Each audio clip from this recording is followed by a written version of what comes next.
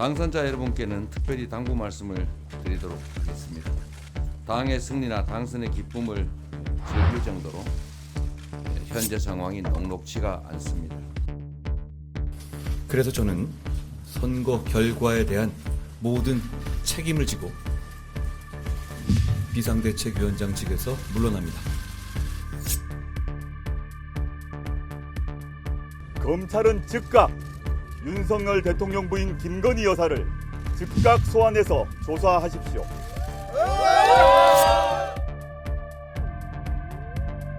저는 대통령께서 전국을 돌파하시기 위해 가지고 다양한 야당과의 타협안을 내실 수밖에 없을 거다.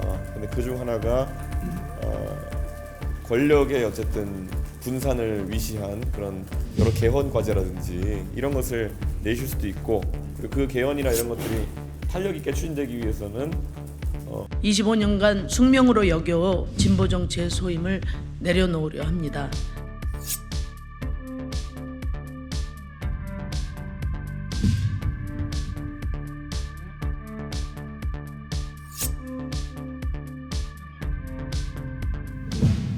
당의 승리나 당선의 기쁨을 즐길 정도로 현재 상황이 녹록지가 않습니다. 선거 이후에도 늘 낮고 겸손한 자세로 주권자의 목소리에 귀를 기울여야 됩니다. 대한민국의 주권은 국민에 있고 모든 권력은 국민에게서 나왔기 때문입니다. 국민 주권의 원칙을 가슴에 새기고 일상적인 정치 활동에서 반드시 실천해 나가도록 노력해 주시기 바랍니다. 이제 선거는 끝났습니다. 여야 정치권 모두가 민생 경제 위기 해소를 위해서 온 힘을 함께 모아야 되겠습니다. 민주당은 당면한 민생 문제 해결에 적극 앞장서겠습니다. 거듭 국민 여러분께 깊이 감사드립니다. 대한민국을 살리는 민생 정치로 국민의 기대와 성원에 반드시 보답하겠습니다. 감사합니다.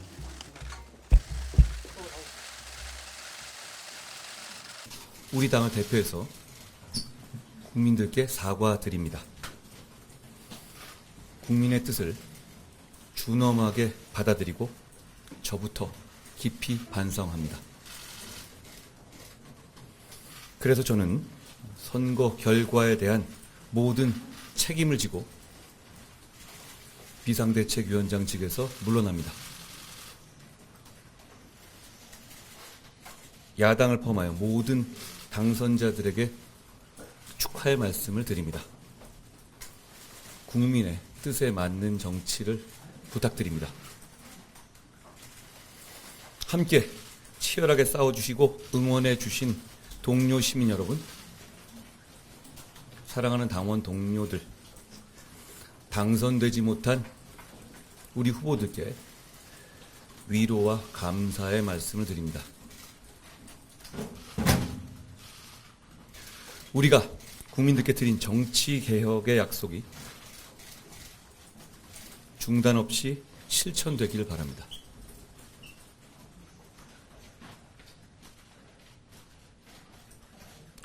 어떻게 해야 국민의 사랑을 되찾을 수 있는지를 고민하겠습니다.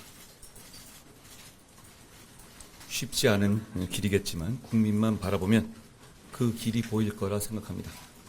조국 혁신당은 오늘 4월 10일 총선 이후 첫 기자회견을 서울 서초동 대검찰청 앞에서 합니다. 이번 총선에서 확인된 민심을, 윤석열 검찰 독재 정권 심판이라는 거대한 민심을 있는 그대로 검찰에 전하려 합니다. 검찰은 즉각 윤석열 대통령 부인 김건희 여사를 즉각 소환해서 조사하십시오. 마지막으로 경고합니다. 검찰도 이번 총선에서 확인된 뜨거운 심판이 자신들과 무관하지 않은 점을 잘 알 겁니다. 두려운 민심을 확인했을 겁니다. 국민들께서는 검찰이 왜 살아있는 권력을 수사하지 않느냐고 꾸짖고 계십니다. 검찰의 서늘한 칼날은 왜 윤 대통령 일가 앞에서는 멈춰서는지 묻고 있습니다. 검찰은 즉각 김건희 여사를 소환해 조사해야 합니다. 이원석 검찰총장과 송경호 서울중앙지검장은 검찰의 명예를 더럽히지 마시길 바랍니다. 역사 앞에 부끄럽지 않은 결정을 하시길 바랍니다. 검찰은 이미 김 여사와 모친인 최은순 씨가 도이치모터스 주가 조작 사건과 관련해 23억 원의 수익을 거둔 사실을 알고 있습니다. 검찰은 관련 재판에 그런 사실을 담아 검찰 의견서까지 제출했습니다. 김건희 여사의 공범들은 모두 처벌을 받았습니다. 검찰은 왜 김 여사를 소환해 조사하지 않습니까? 저는 윤석열 대통령의 변화를 우선 촉구하고 싶습니다. 그리고 그 변화가 먼저 선행되지 않는다고 한다면은 윤석열 대통령이 임기 초에 가졌던 그런 뭐랄까요? 뭔가를 밀어붙일 힘은 없을 것이다. 이런 생각을 합니다. 그래서 지금 또 거부권을 쓸 수 있는 의석을 가지고 있다 해도 총선 이후에 또 거부권을 쓰는 것은 더 큰 부담일 것이거든요. 왜냐하면 이미 거부권을 쓰는 것에 대한 평가까지 이번에 이루어진 것이 전 총선이라 보기 때문에 그런 국민들의 의사에 반해서 거부권을 또 쓸지는 좀 지켜보겠고요. 그렇기 때문에 윤석열 대통령께서도 첫째 제가 야당의 대표로서 바라는 바는 국정 운영 스타일을 바꿔달라라는 것이고요. 그리고 만약에 그럼에도 불구하고 그렇게 되지 않는다든지 했을 때 저는 대통령께서 전국을 돌파하시기 위해 가지고 다양한 야당과의 타협안을 내실 수밖에 없을 거다. 근데 그중 하나가 권력의 어쨌든 분산을 위시한 그런 여러 개헌 과제라든지 이런 것을 내실 수도 있고 그리고 그 개헌이나 이런 것들이 탄력 있게 추진되기 위해서는 결국 권력 구조나 아니면은 임기 단축에 대한 부분도 얘기할 수 있다고 좀 봅니다.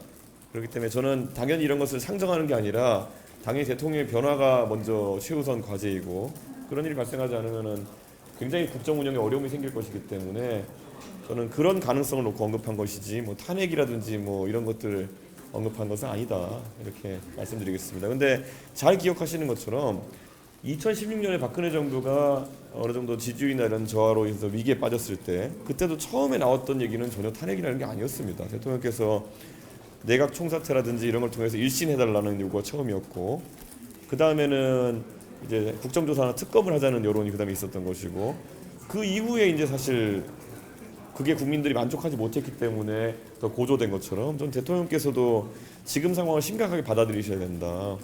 사실 여당이 선거를 이렇게 패하는 경우가 흔하지 않습니다.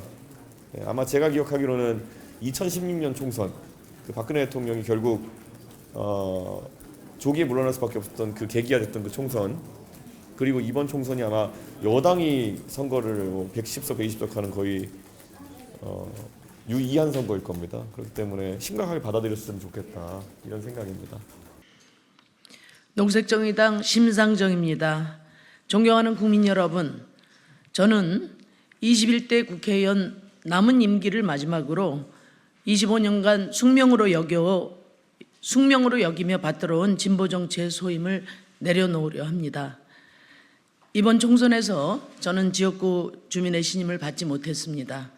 무엇보다 제가 소속된 녹색정의당이 참패했습니다. 돌이켜보면 진보정당 25년은 참으로 쉽지 않은 시간이었습니다. 하루하루가 벅차지 않은 날이 없었고 한 걸음 한 걸음이 수월하지 않았습니다. 박봉을 쪽에서 당비 후원금 내고 휴가 내서 피켓팅하고 월세 보증금 빼서 선거에 도전했던 수많은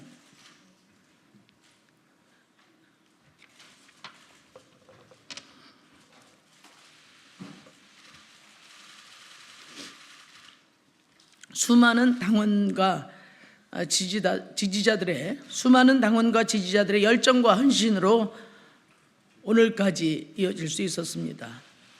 고되고 외로운 길을 함께 개척해온